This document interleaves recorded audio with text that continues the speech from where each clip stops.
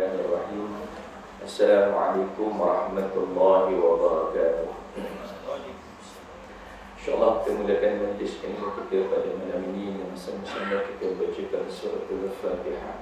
Kita hadiahkan kepada dunia besar Nabi Muhammad sallallahu alaihi wasallam, ahli keluarga baginda, para sahabat baginda, pada kedua ibu bapa kita, ahli keluarga kita, kepada guru-guru yang pernah mendidik kita, dan kepada seluruh umat Islam di dunia ini, sama ada yang masih hidup ataupun yang telah meninggal dunia, khususnya saudara-saudara kita di bumi Palestin.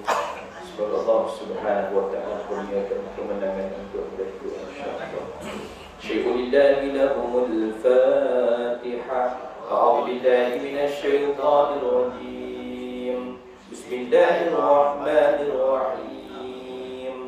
Alhamdulillahi Rabbil Alamin, Ar-Rahmanir Rahim, Maliki Yawmiddin,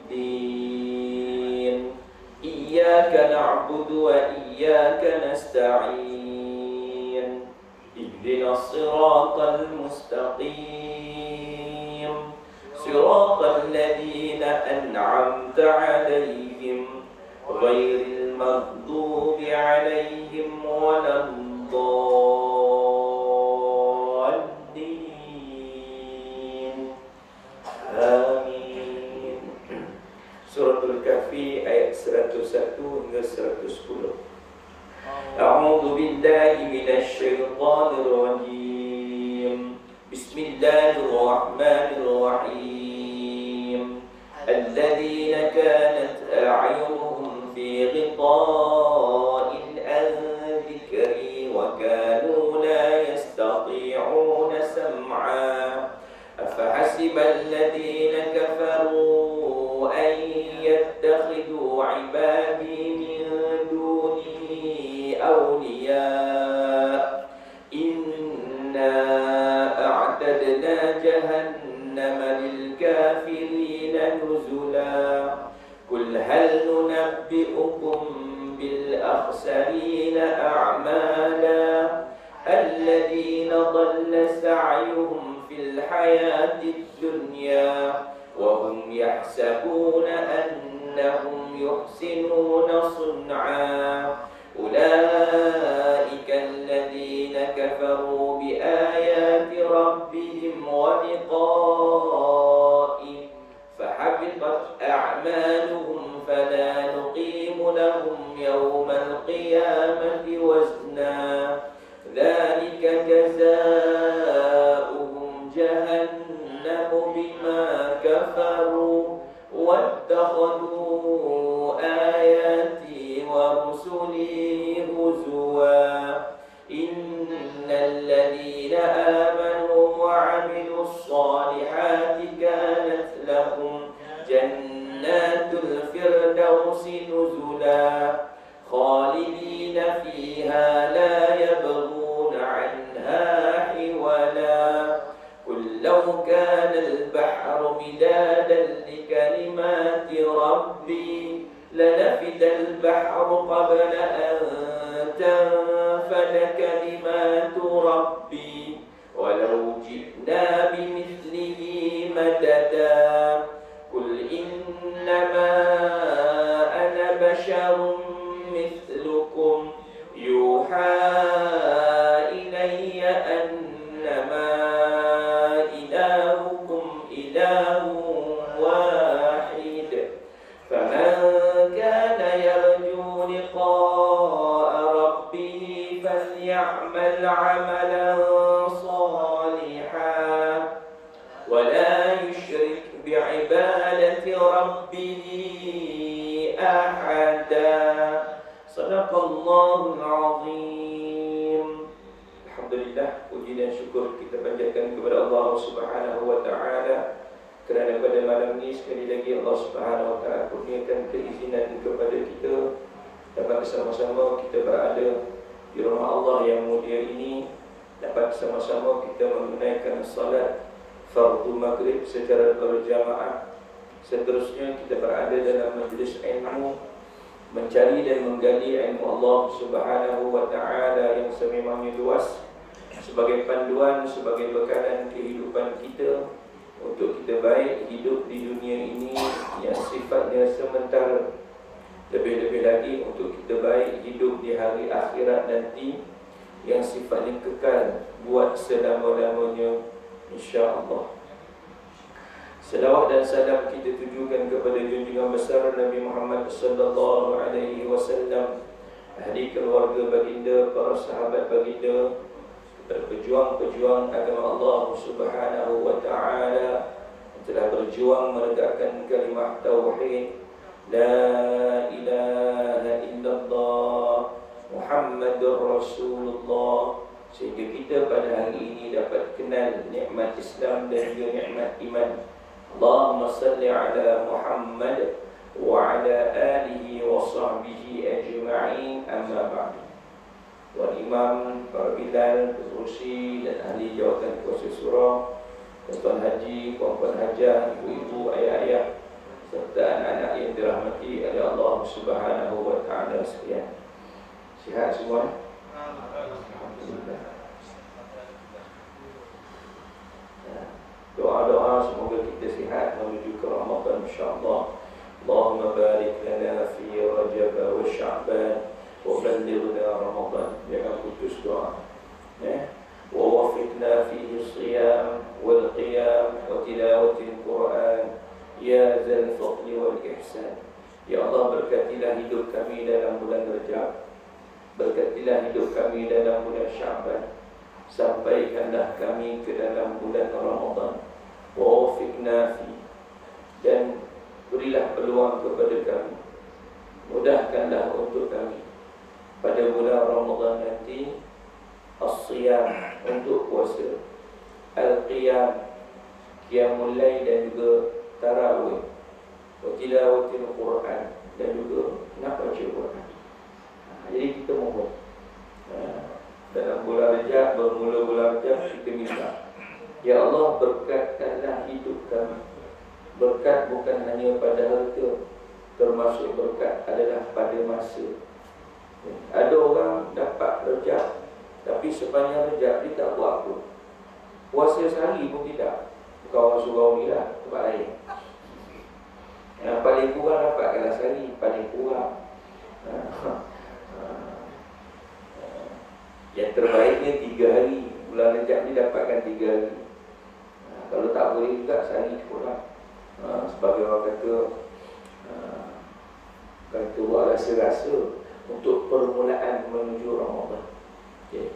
Berkat juga berkat masa untuk supaya mudah kita sembahyang sunat. Okay. Supaya nanti bila masuk Ramadan kita tidak bermalas-malasan. Sebab kalau Rajab ni belum mula, Syaban dia tanggung lagi. Bila masuk Ramadan tu dah jadi berat, dah 20 bulan. Sebab tu sekarang ni dah masuk Rajab ni, kita dah mula dah. Mula balik lambat sikit aja daripada biasa. Lepas Isyak tu lambatkan sikit. Nanti Syaban lambat sikit lagi. Sebab Ramadan nanti 20 rakaat. Bukan 8 sini 20 kan. 20 tu biasa pukul habis 9.30, 9.45 gitu kan. Kalau 10 lah. Jadi sekarang ni balik 9.30 balik malam ni. Berlatih nak balik lewat. Tapi jangan berlatih balik lah. Ustaz balik lambat juga. Habis surau pergi ngetih. Pukul 10 juga sampai ke rumah, tak jadi. Lama tu duduk mana? Duduk kat surau.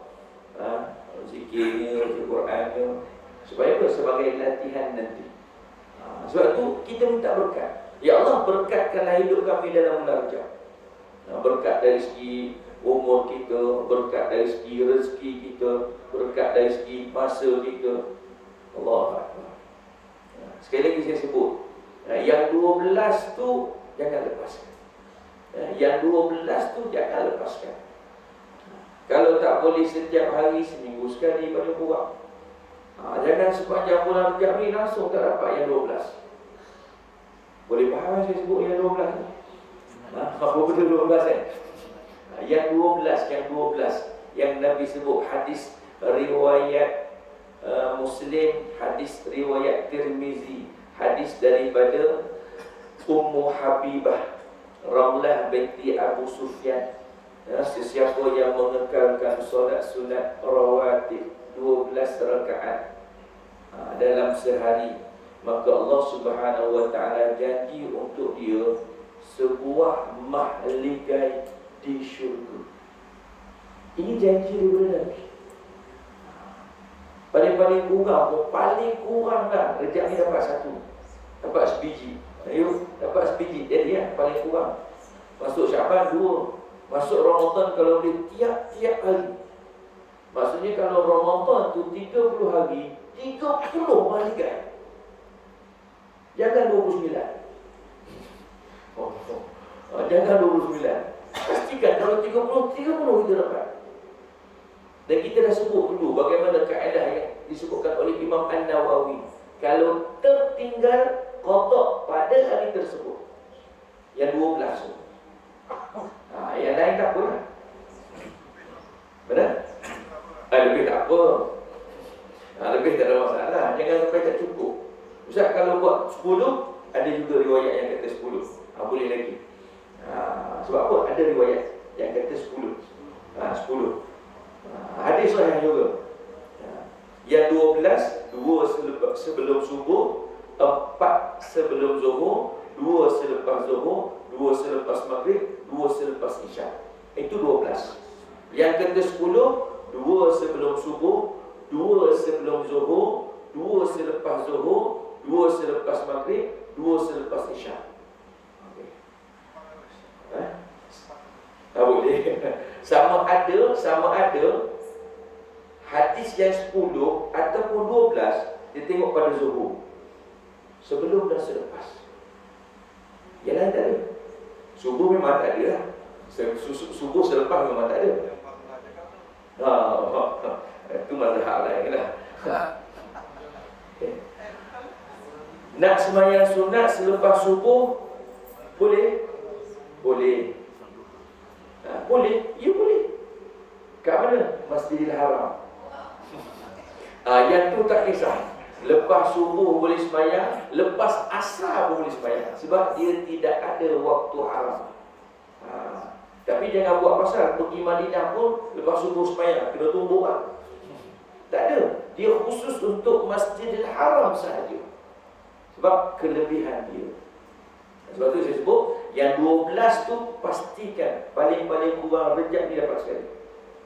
Ni yang depan saya semua dah dapat ni. Bukan sehari, bukan sekali. Hari ni dah 16 kan? 16 rejab, 16 mahligai yang dalam bulan rejab ni. Amin ya rabbal alamin. Sebab inilah tempat untuk kita semai. Dunia ni tempat kita bercucuk tanam, tempat kita menuai akhirat. Kalau kita tengok dalam surah Al-Bayyinah, kadang-kadang orang sebut surah Al-Bayyinah, kita apa benda surah Al-Bayyinah? Lam yakuni, kita tahu. Surah Al-Bayyinah, Allah Subhanahu wa taala sebut bagaimana keadaan. Innal ladzina amanu wa 'amilus shalihat, sesungguhnya orang-orang yang beriman dan beramal soleh, ulaika hum khairul bariyah, dalam keadaan tempat yang berakhirat ataupun balasannya adalah sebaik-baik tempat. Khalidina fiha, kekal mereka di dalamnya. Bukan saja kekal, khalidina fiha abada, selama-lama. Jadi untuk penat dunia ni je penat. Kita tak nak bila masuk kubur tu nanti lagi penat. Jadi selesaikan penat ni atas dunia. Penat orang lain tak sembahyang sunat, kita sembahyang sunat, memang penat. Penat orang lain tak baca Quran, kita baca Quran, penat. Orang lain tunggu Ramadan baru nak puasa, kita rejab, kita dah puasa. Syaban pun kita puasa, memang penat. Tapi penat biar sekali saja. Itu atas dunia. Bermula kita meninggal, bermula kita masuk kubur, kita nak kita rehat. Rehat menunggu tiupan sangkakala yang kedua untuk dibangkitkan. Allahu Akbar. Jadi biar kita penat sekarang. Biar kita penat sekarang. Baik. Ibu-ibu dan ayah-ayah yang dirahmati oleh Allah Subhanahu wa taala sekalian. Bulan Rejab, peristiwa penting bulan Rejab, Isra wal Mi'raj yang akan diadakan pada 9 hari bulan 2 2024. 9 hari bulan 2 hari Jumaat malam Sabtu. Pukul berapa mula? Lepas maghrib. Saya pukul 8.30 naik bas balik kampung. Tak sempat. Minta maaf lah. Balik kampung sekejap. Dah cuti. Hari Khamis tu cuti. Hari Khamis last sekolah untuk sesi 2023-2024. Cuti akhir, nak kata akhir tahun, baru awal tahun lah. Tapi cuti akhir tahun lah untuk sesi lepas. Sebulan 4 minggu. Tak, saya naik bas sebab kereta tu kat kampung. Saya balik sekejap seminggu, hantar anak, kemudian pakai balik sini. InsyaAllah 17 hari bulan sampai 28 saya ada di luar negara. Alhamdulillah rezeki tahun ni pergi berdua. Alhamdulillah. Ada yang berkeluar lah. Yang biasa ada balat. Okey. Jadi teruskan, tak ada masalah. Ceramah Isra wal Mi'raj. Ada orang berhubung nak buat malam tu. Malam 27 Rejab. Berapa bulan? 7 hari bulan. Hari gabung malam Khamis. Ramai orang nak buat malam tu. Berebut. Tak ikut sunnah tu. Ulah Ustaz. Kan malam tu malam Isra wal Mi'raj. Ya, malam peristiwa. Malam tu peristiwa Isra wal Mi'raj. Tapi sunnah Nabi ceramah lepas subuh. Tapi kita tak buat lepas subuh. Kita buat sekali lepas subuh. Tobat tak datang.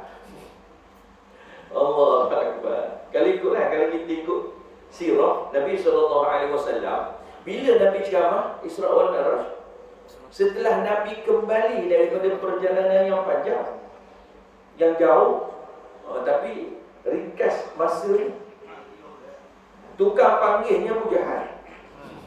Tukar panggil orang, kumpulkan orang tu Abu Jahal. Bukan orang biasa-biasa panggil.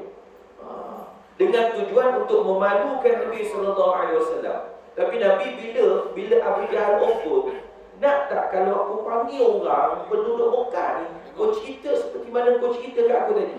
Nabi kata senang je tu. Aku pun tengah fikir ni nak buat poster macam mana. WhatsApp tak ada masa tu. Nak panggil orang susah.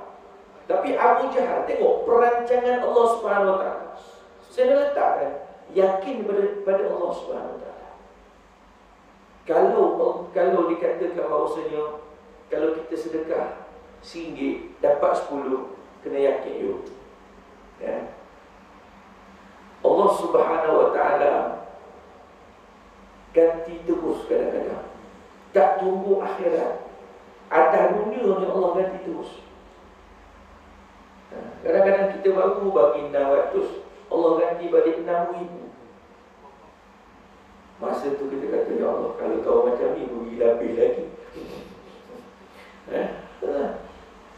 Allah Akbar.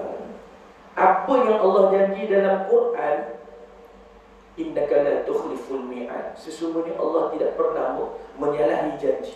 Apa yang Allah janji, pasti Allah bagi. Apa yang Nabi janji, pasti kita akan dapat.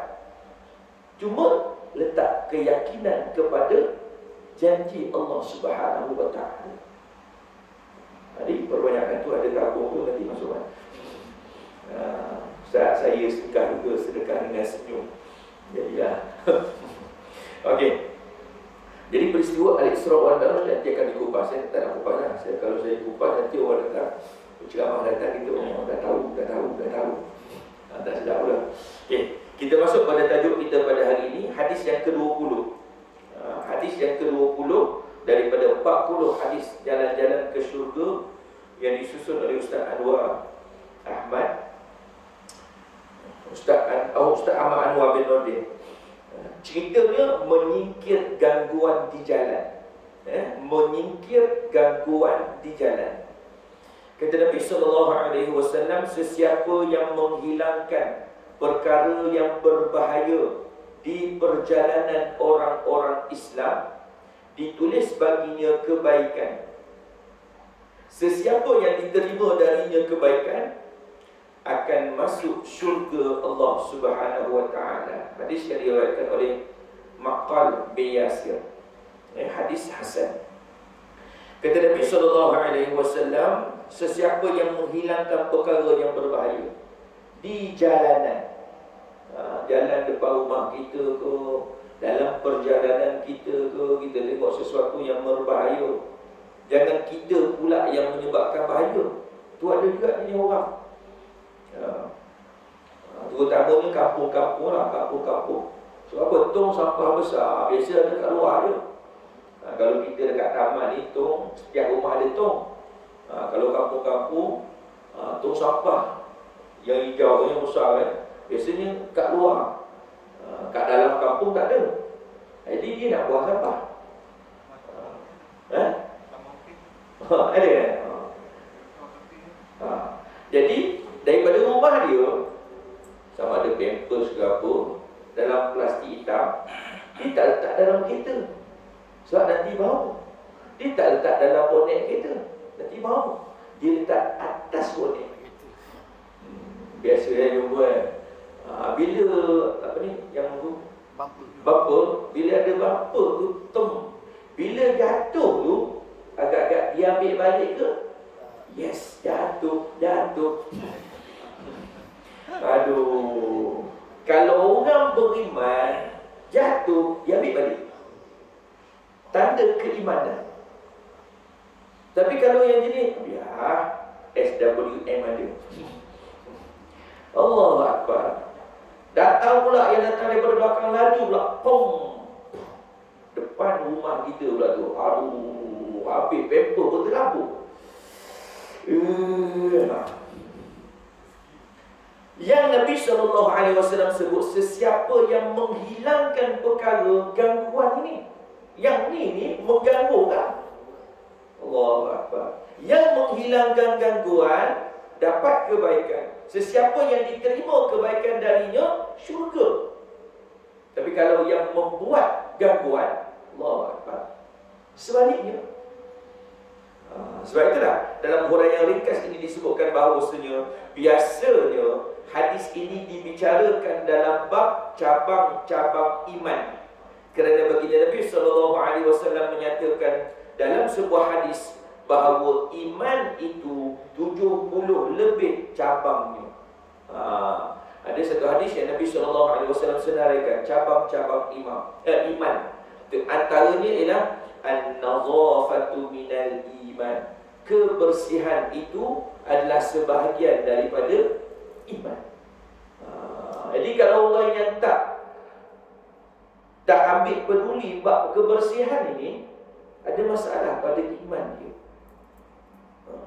Kalau berkenaan dengan Allah Subhanahu wa taala, Nabi SAW menyatakan bahawasanya innallaha jamil yuhibbul jamal. Sesungguhnya Allah Subhanahu wa taala itu indah ataupun cantik, dan Allah sukakan kecantikan, keindahan. Kalau gini bersepak-sepak, berselera, Allahu Akbar. Walaupun kita kata saya sembahyang sunat tak tinggal, puasa sunat tak tinggal, masuk dalam rumah, Allah, macam di rumah. Oh tak sempat, saya rasa berzikir, subhanallah. Allah Akbar, itu something wrong. Ada masalah. Sebab orang beriman dia pembersih. Sekali-sekali masuk dalam tandas, tengok dalam tandas, Allah. Ibu-ibu kalau nak cari calon menantu yang perempuan, jangan tengok muka, tengok sinki rumah dia. Tengok sinki. Kenapa saya sebut benda ni? Sebab kadang-kadang orang basuh pinggang, orang basuh mangkuk, periuk, belanga, kuali, tapi kadang-kadang sinki dia tak sental, naik berkulat sinki. Dia kata, macam mana nak jadi menantu aku je ni. Tolong cek balik lepas ni tolong cek CQ rumah masing-masing sebelum saya datang cek. Saya kalau CQ memang saya sental betul-betul. Ada sikit hitam tak boleh sental. Suatu pernah saya sebut dulu berkenaan dengan Ramadan. Ingat lagi dulu berkenaan dengan Ramadan. Suami isteri kena ada gandingan.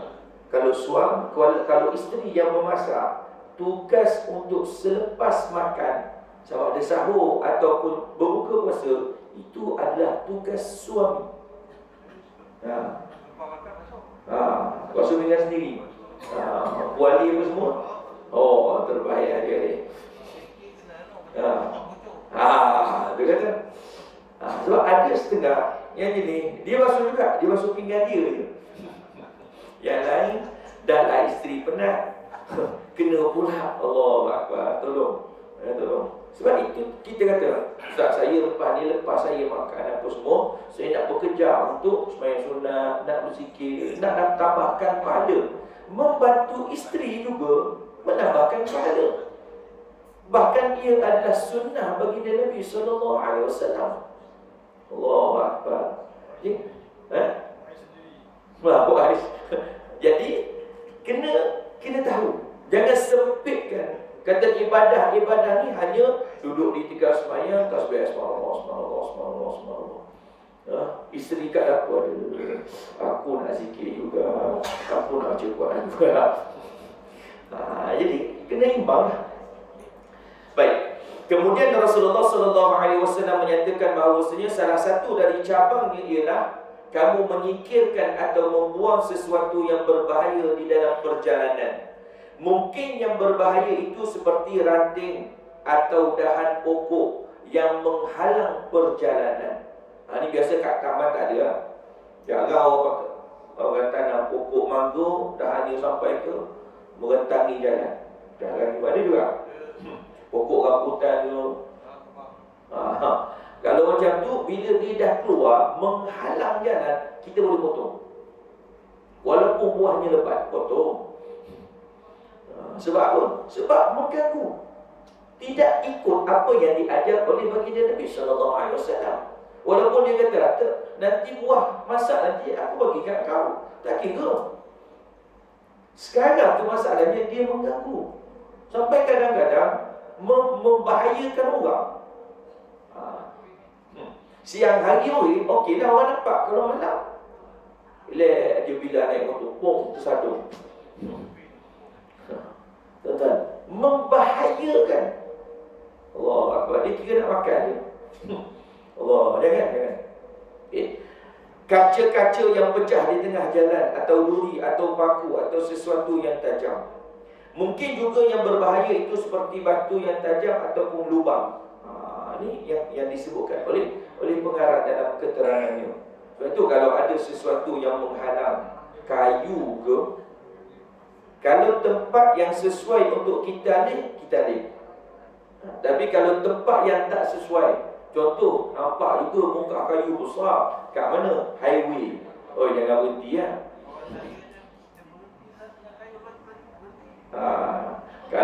Kalau tidak membahayakan diri kita, okey. Kita tengok, kita pun berhenti situ, janganlah. Berhenti tepi, kalau tengok keadaan juga. Betul lah kita nak buat benda baik. Jangan sampai membahayakan diri kita pula. Itu keadaannya. Begitu juga sesuatu yang tajam, paku. Yang Nabi suruh alihkan, bukan kata pergi letak paku. Ini kan banyak berlaku isu. Biasanya tempat-tempat yang sunyi, sengaja ditabur paku, skru. Depan sana sikit, dia dah standby towing. Aduh, ni jahat betul kerja ni. Kalau pernah buat tu, bertaubat lah. Tapi bukan orang sini lah. Begitu juga benda-benda yang tajam ataupun lubang. Kalau ada lubang depan rumah kita ke, yang menghalang ataupun menyebabkan bahaya orang lain dan terganggu perjalanan, ambillah sesuatu untuk tutup. dengan simen ke, dengan batu ke, tutup supaya orang dapat menggunakannya. Baik. Dalam hadis yang lain, hadis riwayat Muslim dari Abu Hurairah radhiyallahu anhu, dia berkata bahawasanya Rasulullah sallallahu alaihi wasallam bersabda, setiap sendi anggota badan manusia boleh bersedekah pada setiap hari mula dari terbit matahari. Setiap sendi. Dan ulama membilang kita ni ada 360 sendi. Dalam tubuh badan kita ni ada sebanyak 360 sendi. Dan setiap daripada sendi kita ni hendaklah bersedekah. Maksudnya melakukan kebaikan. Kurang-kurangnya 360 kebaikan sehari kena buat. Untuk apa? Untuk supaya setiap sendi kita ni cukup. Istilahnya makannya. Makanan untuk dia lah. Lalu dinyatakan oleh baginda Nabi SAW, engkau mendamaikan antara dua orang yang sedang bertelagak adalah suatu sedekah. Lupa dua orang yang sedang bergaduh, kita damaikan. Ataupun kita tahu dua orang kawan kita ni dulu baik, sekarang bergaduh, kita cuba jadi orang tengah untuk mendamaikan mereka. Itu adalah sedekah. Engkau menolong seseorang pada binatangnya, yakni untuk mengangkat barangnya, adalah sedekah. Bercakap perkataan yang baik juga adalah sedekah. Sebab itu disebutkan oleh para ulama, bila kita nak bercakap tu, kita susun kata-kata kita. Jangan sampai yang terkeluar daripada mulut kita ni menyebabkan orang sakit hati. Sikit je kita sebut, tapi orang terasa. Oh, apa? Ya. Kalau macam tu lebih baik diam. Lebih baik diam. Sebab kalau kita keluar dia perkataan daripada mulut kita, orang terasa. Setiap langkah yang engkau berjalan ke masjid untuk solat berjamaah juga adalah sedekah. Dan engkau membuang sebarang benda yang menyakitkan di jalan juga adalah sedekah. Hadis riwayat muttafaqun alaih dan juga hadis riwayat Muslim 2382. Okey. Saya nak highlightkan apa yang disebutkan dalam hadis riwayat Muslim ini juga berkenaan dengan membuang sesuatu benda yang menyakitkan di jalan juga adalah sedekah. Dan dalam hadis yang lain, Nabi SAW menyatakan bahawasanya yang 360, hadis riwayat Muslim juga dari Abu Dhar, setiap tulang sendi seorang menjelang pagi memerlukan sedekah. Untuk itu setiap tasbih itu adalah sedekah. Tiap-tiap tahmid itu adalah sedekah. Tiap-tiap tahlil ialah sedekah. Dan tiap-tiap takbir adalah sedekah. Menyeru ma'ruf adalah sedekah. Mencegah kemungkaran adalah sedekah. Dan semua perbuatan itu sama nilainya dengan 2 rakaat solat duha. Ini biasa kita dengar. Nak menggantikan yang 360 ni cukup dengan 2 rakaat solat duha. Jadi orang yang sentiasa melaksanakan solat sunat duha sekurang-kurangnya 2 rakaat cukup. Cukup untuk menyempurnakan hak sendi-sendinya. Kalau orang tak buat, dia tak menyempurnakan hak sendi-sendinya, kecuali dia buat 360 kebaikan pada hari tersebut. Allah Akbar. Jadi pilih nak yang mana? Nak yang senang ke nak yang susah? Sebab itu bila sebut berkenaan dengan solat sunat duha, sebagai tambahan ilmu kepada kita, hukum solat sunat duha adalah sunat. Sesiapa yang ingin ganjaran berganda, dia wajar melakukannya. Tetapi sesiapa yang memilih untuk tidak melakukannya, maka tidaklah berdosa dan tidak boleh dihukum. Daripada Abu Sa'id Al-Khudri, hadis riwayat Tirmizi, Nabi SAW pernah solat duha sehingga kami katakan baginda tidak meninggalkannya, dan baginda juga pernah meninggalkannya sehingga kami katakan baginda tidak bersolat duha. Maksudnya ada masa Nabi SAW buat tiap-tiap hari sampai orang kata Nabi tak pernah tinggal. Dan ada masa juga, masa-masa tertentu Nabi SAW tidak melaksanakannya, sehingga ada sahabat kata seolah-olah Nabi tak pernah buat. Itu kaedah yang disebutkan oleh sahabat lah. Okay. Jadi bilangannya berapa? Untuk solat sunat duha ni bilangannya berapa? Sekurang-kurang solat sunat duha ialah 2 rakaat. Dan boleh dilakukan 4 atau 6 rakaat. Tetapi solat sunat duha yang paling banyak dan sempurna ialah 8 rakaat. Yang sempurna. Terdapat juga pendapat yang menyatakan sebanyak-banyak rakaatnya ialah 12 rakaat. Dia boleh pilih 2 boleh, 4 boleh, 6 boleh, 8 boleh, 12 boleh. Tak kira-kira dah tak buat. Sebab tu kalau siapa yang ingat, kita pernah buat program penghayatan hari wukuf di Masjid Taman Kasih bersama dengan Allahyarham Ayahanda Ustaz Zahari. Okay. Hari itu, hari Arafah tu, habis sembahyang subuh tazkirah, kemudian masuk waktu isyraq, Ustaz Zahari Lutfi sembahyang sunat isyraq 4 rakaat. Habis sembahyang sunat isyraq 4 rakaat, terus bangun untuk solat sunat duha 8 rakaat. Allahu Akbar. Seronok. Bila satu-satu amalan itu kita programkan, seronok. Sebab ramai-ramai 8 rakaat tu tak terasa. Cuba buat seorang-seorang esok. Habis 2 bangun 2 lagi, okey lagi 8. Lepas tu dapat ni cukup lah. Orang lain 2 je. Tapi kalau ramai-ramai tu, habis 2 rakaat, Assalamualaikum warahmatullahi, Assalamualaikum warahmatullahi. Okey. Boleh. Ya. Yang terbaik memang macam itulah. Yang terbaik 2 salam, 2 rakaat 1 salam, 2 rakaat 1 salam. Okey. Nanti saya bacakan 2 rakaat. Hadis daripada Ibnu Umar radhiyallahu anhu bahwasanya baginda Nabi sallallahu alaihi wasallam bersabda, firman Allah dalam hadis kursi, wahai anak Adam, jaminlah kepadaku dengan solat duha, yakni 2 rakaat pada awal hari. Nescaya aku cukupkan bagimu di akhirat. Hadis riwayat Tabrani. Diriwayatkan daripada Uqbah bin Amir, sesiapa yang berwuduk dengan sempurna, ini hadis riwayat Abu Ya'la, ketika matahari sedang naik, kemudian solat 2 rakaat, nescaya dosanya akan diampunkan oleh Allah Subhanahu wa taala seperti dia baru dilahirkan ibunya.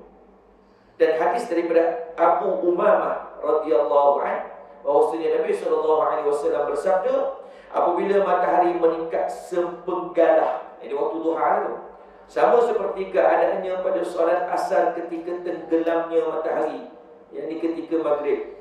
Kemudian ada seorang lelaki bersolat 2 rakaat, yakni solat duha, dengan sujud 4 kali, 2 rakaat lah. Maka ia mendapat pahala pada hari tersebut. Bahkan mungkin saya seperti mendengar Rasulullah SAW bersabda, segala dosa dan kesalahannya diampunkan. Atau seolah-olah Nabi SAW bersabda, sekiranya ia mati pada hari itu, nescaya masuk syurga. Hadis riwayat At-Tabrani. Ini yang 2 rakaat. Manakala riwayat yang sebut tentang 8 rakaat daripada Ummu Hani, kata Nabi SAW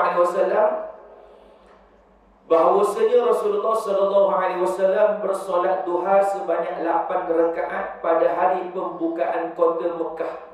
Baginda mengucap salam setiap kali selesai 2 rakaat. Ini hadis riwayat Abu Daud. Hadis riwayat Muslim, pada tahun pembukaan kota Mekah, Ummu Hani pergi menemui Rasulullah SAW. Ketika itu baginda berada di pinggir kawasan Mekah. Lalu baginda pergi bersuci yang dilindungkan oleh Fatimah. Kemudian baginda mengenakan pakaiannya dan terus bersolat duha sebanyak 8 rakaat. Jadi ada hadis cerita tentang 8 dan 2, ada hadis yang cerita tentang 8. Hadis seterusnya tentang 12 rakaat. Kita bagi dulu. Dapat buat yang mana tu terpulang. Jangan paksa diri. Sekali lagi saya sebut, Nabi SAW tak suka dalam bab ibadah ni kita paksa. Kita cuba untuk buat semampu kita. Sebab kalau kita paksa, kadang-kadang yang kita paksa tu sekali kita buat. Nabi tak suka. Nabi suka ibadahnya sikit tapi berterusan. Ni Nabi suka. Jangan kata saya nak baca Quran, esok saya nak baca Quran 5 juzuk. Jangan. 1 juzuk cukup. Sebab tu kalau 5 juzuk, esok je baca. Lepas tu Ramadan balik baru baca. Kalau 1 juzuk, 1 juzuk, lusanya 1 juzuk. Kita tak terasa berat sangat. Daripada Ibnu Umar radhiyallahu anhuma, katanya baginda Nabi sallallahu alaihi wasallam, aku berkata kepada Abu Dzar, "Hai Pak Cik, berikan nasihat kepada saya." Lalu jawab Abu Dzar, "Pertanyaanmu itu sama seperti pertanyaanku kepada Rasulullah." Lalu baginda Nabi sallallahu alaihi wasallam menjawab, "Jika ada kesalahan, jika anda laksanakan solat duha 2 rakaat, nescaya anda tidak akan ditulis dalam kalangan orang yang lalai." Sebab apa? Para ulama bahas waktu antara subuh dengan zuhur ni panjang. Subuh 6 minit, zuhur 1:20, 22. Panjang tu. 7, 8, 9, 10, 11, 12, 1. Kurang lebih 7 jam. Satu masa yang sangat panjang. Kalau zuhur dengan asar kejap je. Asar dengan maghrib kejap. Maghrib dengan isyak kejap. Lepas tu isyak bersubuh panjang. Isyak bersubuh di sana ada witirnya, ada tahajudnya dan sebagainya. Subuh ke zuhur, apa sunatnya? Sunat isyraq, sunat duha. Maka kita ambil peluang sekurang-kurangnya 2. Jika anda laksanakan solat duha 4 rakaat, nescaya anda dalam kalangan abidin, orang-orang yang beribadah. Jika anda laksanakan solat duha 6 rakaat, nescaya anda tidak diikuti dengan dosa. Dan jika anda laksanakan solat duha 8 rakaat, nescaya anda ditulis dalam kalangan qanitin, yakni sentiasa berdiri untuk beribadah. Manakala seandainya anda laksanakan solat duha 12 rakaat, nescaya dibinakan untuk anda istana di dalam syurga. Setiap tempoh masa, baik siang dan malam atau saat-saat tertentu, Allah sentiasa menghulurkan sedekah kurniaannya kepada mana-mana orang yang dikehendakinya. Tiada kurniaan lain yang sering disebut-sebut oleh Allah Ta'ala terhadap hamba-Nya kerana kurniaan amalan zikir yang berterusan kepada Allah Subhanahu Wa Ta'ala yang dilakukan olehnya. Hadis riwayat Al-Bazzar. Maksudnya pilihlah. Sekali-sekala tu cubalah buat 12. Ada masa insya-Allah kita buat 12 rakaat, dapat apa yang dijanjikan oleh baginda Nabi sallallahu alaihi wasallam. Banyaklah kelebihan solat sunat duha ni. Yang pertama, termasuk dia tidak termasuk dalam golongan yang lalai, seolah-olah seluruh anggotanya melakukan kebaikan. Diperkenankan doa selepas solat sunat duha. Selepas solat sunat duha tu dia ada doa yang khusus. Kalau boleh hafal, hafallah. Kalau boleh dalam bahasa Arab, lagi baik. Kalau tak boleh hafal dalam bahasa Arab, baca dalam bahasa Melayu. Ada? Ya Ustaz. Allahumma inna duha duha'uka wal baha'a baha'uka sampai habis. Yang kelimanya, dia dipelihara oleh Allah Subhanahu Wa Ta'ala. Dan yang keenam kebaikannya ialah dosa seseorang itu dihapuskan jika ia melakukan solat sunat duha seperti dia baru dilahirkan oleh ibunya. Allahu Akbar. Jadi banyak kelebihan.